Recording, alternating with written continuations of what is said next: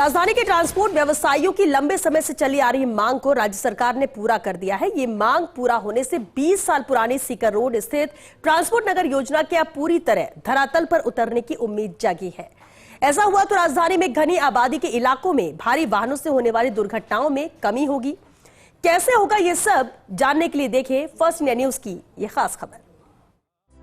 जयपुर शहर के ट्रांसपोर्ट व्यवसाय को शहर के बाहर स्थानांतरित करने के लिए जयपुर विकास प्राधिकरण ने सीकर रोड पर ट्रांसपोर्ट नगर योजना सृजित की थी, लेकिन इसके बावजूद प्रथम चरण में लॉटरी में सफल रहे सभी ट्रांसपोर्ट व्यवसायी अब तक योजना में शिफ्ट नहीं हुए हैं।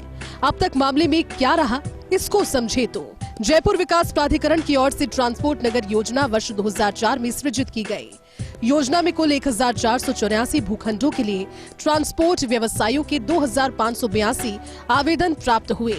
कॉर्नर भूखंड छोड़ते हुए 1346 भूखंडों की लॉटरी जेडीए ने 30 जून 2007 को निकाल दी।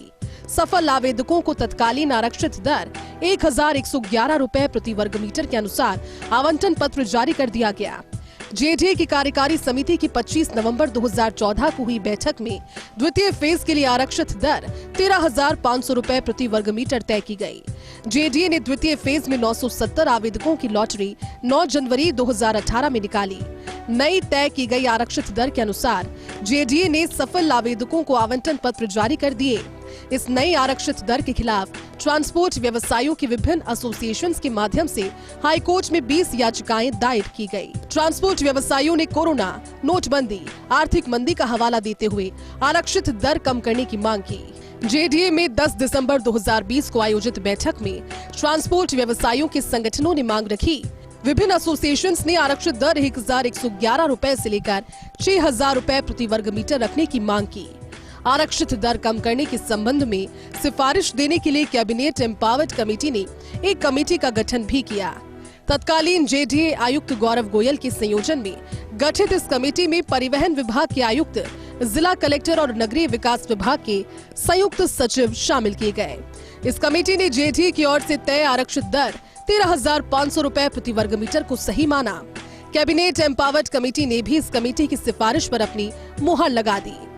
कैबिनेट एम्पावर्ड कमेटी की ओर से आरक्षित दर फाइनल करने के बाद जेडीए ने ब्याज पेनल्टी माफ करते हुए बकाया राशि जमा कराने के लिए ट्रांसपोर्ट व्यवसायियों को 4 महीने का समय दिया था। कैबिनेट एम्पावर्ड कमेटी के फैसले के बावजूद फिर भी क्यों मामला अटका रहा, इसे समझते हैं। कैबिनेट एम्पावर्ड कमेटी की ओर से आरक्षित दर तय होने के बाद भी विरोध चलता रहा। आरक्षित दर अधिक मानते हुए ट्रांसपोर्ट व्यवसायियों का विरोध चलता रहा। 4 महीने का समय देने के बावजूद करीब 200 लोगों ने ही राशि जमा कराई। हालांकि बाद में कई व्यवसायियों ने अधिक दर का विरोध करने के बजाय मांग की। इन व्यवसायियों ने बकाया ब्याज और पेनल्टी माफ करने और भूखंड के पेटे राशि 4 त्रैमासिक किश्तों में जमा करवाने की छूट देने की मांग की। द्वितीय चरण की लॉटरी के कुल सफल आवेदक 970 हैं, तो वहीं दूसरी तरफ प्रथम चरण की लॉटरी में कुल सफल आवेदक 1346 हैं। राशि जमा कराने वालों में से कई व्यवसायी अब तक ट्रांसपोर्ट नगर की योजना में शिफ्ट नहीं हुए, लेकिन इसको लेकर ट्रांसपोर्ट व्यवसायियों का कहना है कि जेडीए ने मौके पर पर्याप्त विकास कार्य नहीं किए। कई स्थानों पर सड़क, पेयजल, बिजली आदि मूलभूत सुविधाओं का अभाव है। ट्रांसपोर्ट व्यवसायियों की योजना में शिफ्ट नहीं करने का खामियाजा शहर वासियों को भुगतना पड़ रहा है। इसके चलते सामान की लोडिंग अनलोडिंग के कारण शहर में भारी वाहनों की आवाजाही रहती है। इस आवाजाही के कारण हमेशा दुर्घटनाओं की आशंका बनी रहती है। साथ ही भारी वाहनों से निकले धुएं के कारण शहर का वातावरण भी प्रदूषित होता है। ट्रांसपोर्ट व्यवसायी लंबे समय से बकाया राशि में ब्याज पेनल्टी में छूट देने की और शेष राशि 4 त्रैमासिक किश्तों में जमा करवाने की मांग कर रहे थे।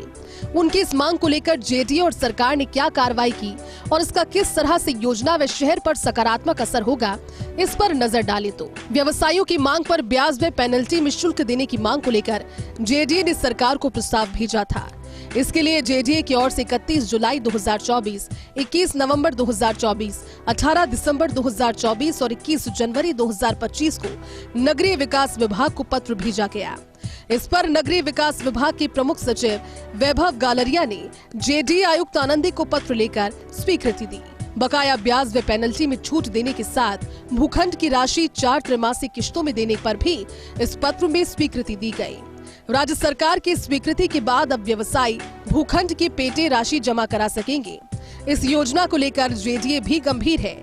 योजना के शेष विकास कार्य भी जेडीए अब जल्द पूरा करवाएगा। इसके चलते सभी आवंटी व्यवसायी सीकर रोड स्थित इस ट्रांसपोर्ट नगर योजना में शिफ्ट हो सकेंगे। सामान की लोडिंग अनलोडिंग के लिए कई भारी वाहनों को शहर की घनी आबादी के इलाकों में प्रवेश नहीं करना होगा। इसके चलते भारी वाहनों के कारण होने वाली दुर्घटनाओं से शहर के लोगों को निजात मिलेगी। ट्रांसपोर्ट व्यवसायियों की लंबे समय से ये मांग थी कि बकाया ब्याज और पेनल्टी में छूट दी जाए, साथ ही भूखंड के पेटे राशि जमा कराने के लिए किश्तों में सुविधा दी जाए।